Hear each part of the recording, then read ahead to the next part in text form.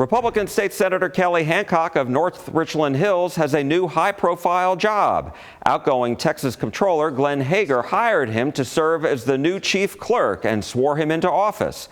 When Hegar leaves June 30th to become chancellor of the Texas A&M University system, Hancock will become the acting Texas Comptroller, the state's chief financial officer. That'll take place on July 1st.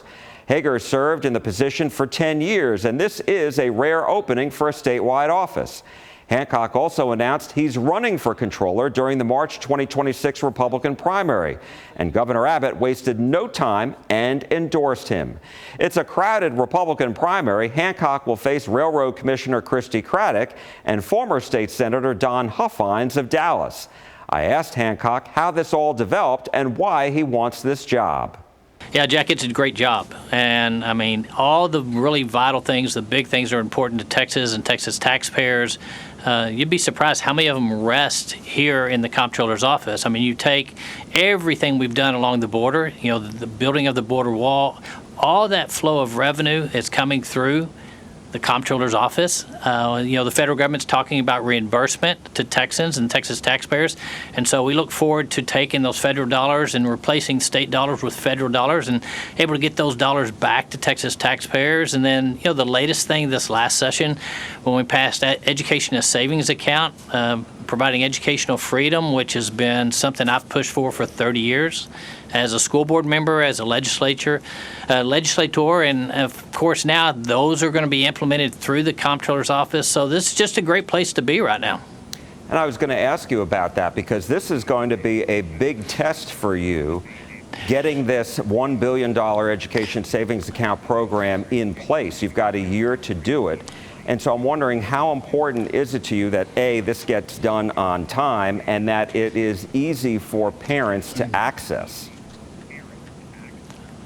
Vitally important. And I think that's kind of why we made these moves as soon as we did, and kind of so we can get going. And it's where I think my educational background is going to be very helpful. And Jack, as you know, I've dealt with challenges all my life. You know, diagnosed with rare kidney disease 30 years ago, dealing with that for 30 years, going through a kidney transplant just 3 years ago.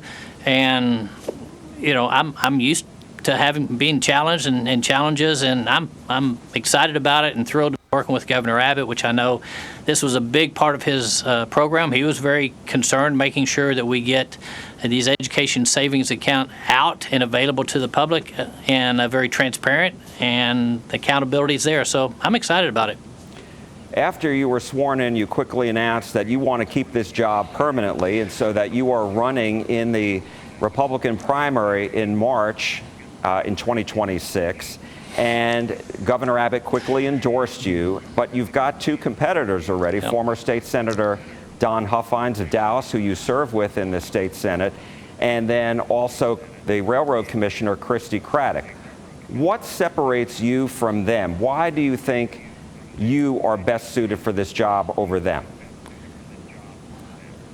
Jack, I'm really the only one that has ever put together a budget. I worked on Senate Finance for 10 years and put together a budget. I worked in Article 3, which is education. I'm a small business owner, so I can relate to the average Texan in this office and understand what customer service is all about. So, I don't think any other candidates have the experience that I had. They don't have the education experience with school boards. And one of your competitors, Don Huffines, said today on X, he said, quote, "The political elite are manipulating the system to install another go-along to get-along lapdog as state controller."